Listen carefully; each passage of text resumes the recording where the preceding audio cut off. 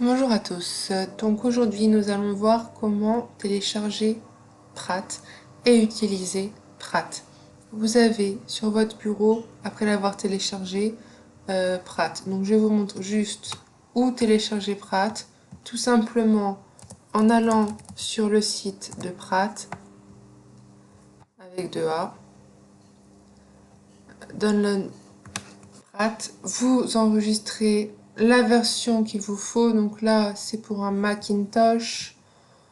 N'oubliez surtout pas d'enregistrer aussi vos polices qui sont là, Caris et Doulos.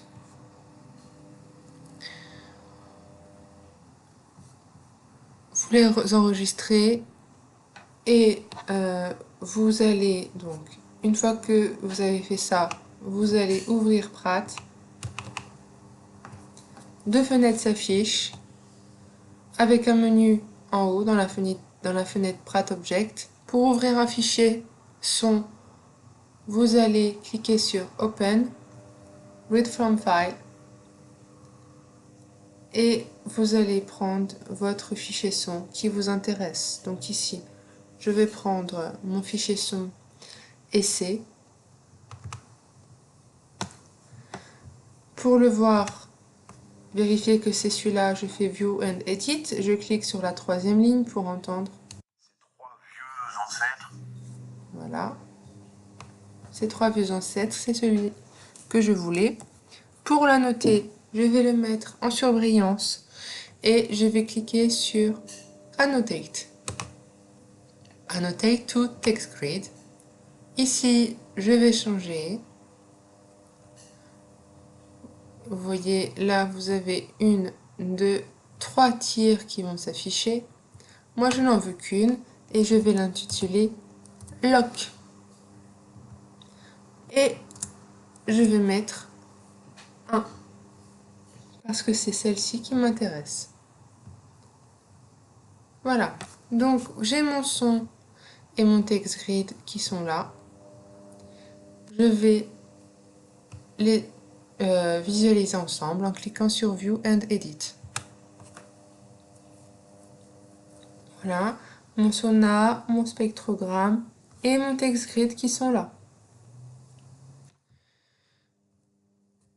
Je vais faire des frontières pour découper mon segment sonore en mots. Le premier, pour le moment, hein, je fais à la bonne franquette.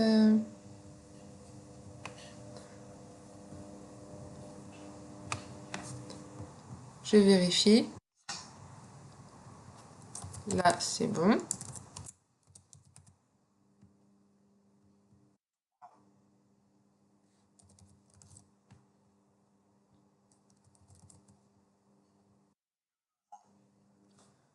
Alors là, j'entends une liaison. Je ne la veux pas. Donc, je vais prendre, alors pour mettre en surbrillance, je vais cliquer sur mon Sona et bouger ma souris en ne lâchant pas. Puis, cliquer sur la partie Cell. Voilà. Donc, ma liaison, elle se trouve ici. Hein. J'ai vu que c'est un son qui est...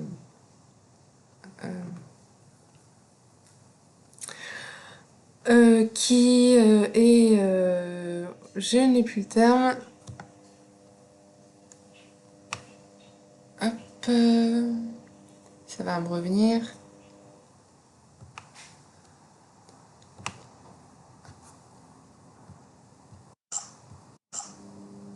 Une fricative, voilà, merci. Fricative.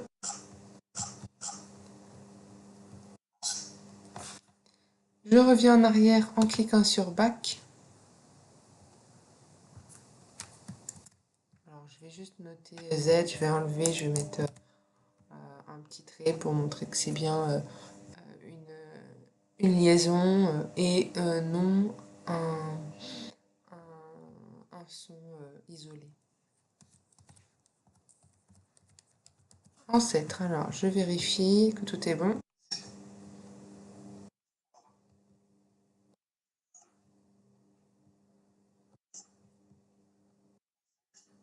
Alors vous voyez, hop, mon 1 il commence un tout petit peu avant, ici à peu près.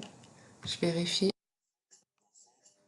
On entend encore le jeu, mais bon, c'est pas très grave. De toute façon, les mots sont collés, il n'y a pas de pause.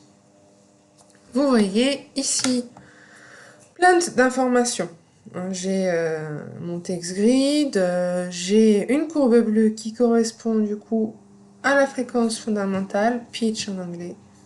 Pour la voir, il suffit de cliquer sur pitch ici et vous pouvez, si elle n'est pas cochée, la cocher.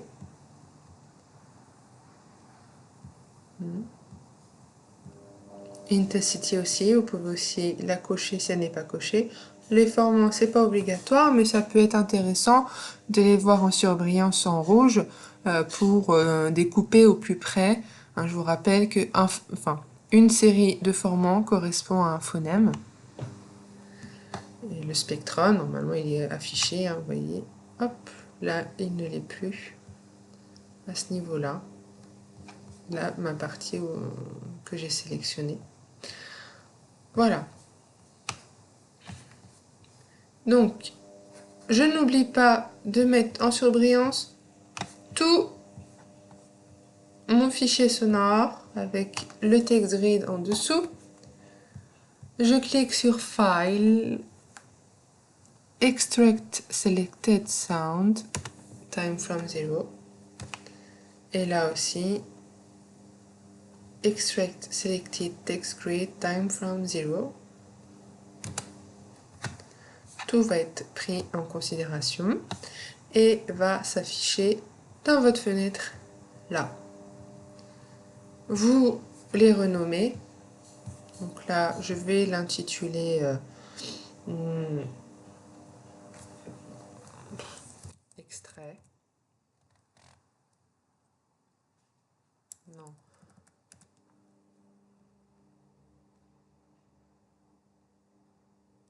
EC2, puisque c'est... On va l'appeler EC2. Je renomme mon text grid en l'appelant du même nom. Et je les enregistre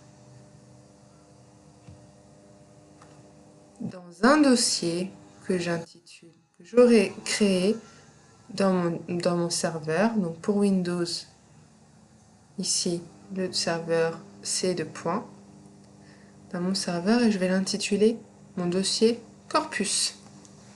Je l'enregistre dans mon dossier Corpus.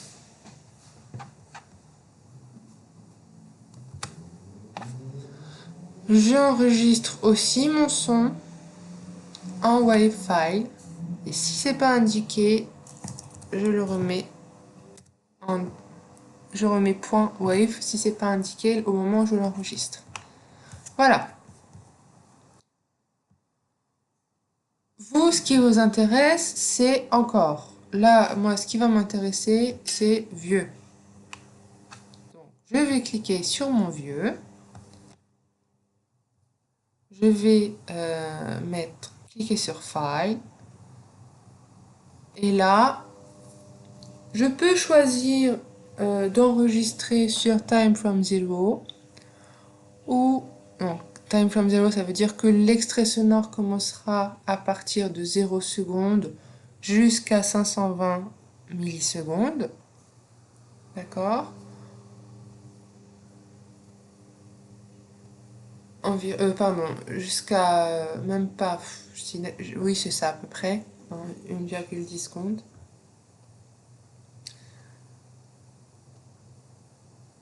Ou alors je choisis de de préserver la bande temporelle.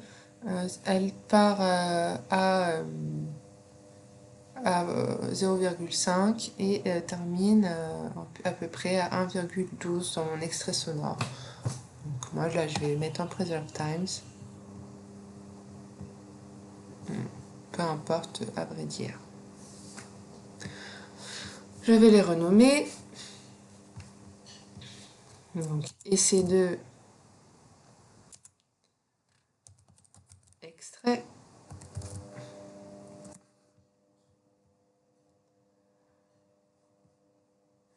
Faites attention, à chaque fois que vous faites un espace, Pratt met un tiré du 8.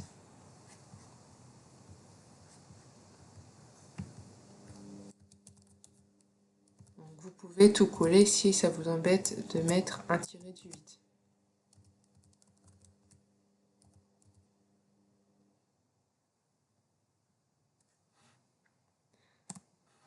Voilà, j'enregistre aussi dans mon fichier corpus.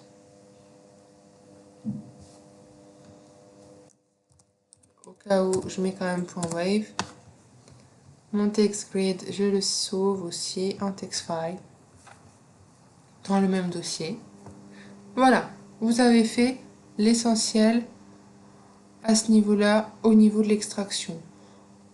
Pour des fichiers qui sont très longs, je ne vous conseille pas du tout Pratt. Prenez le logiciel Audacity. Ce sera beaucoup plus simple.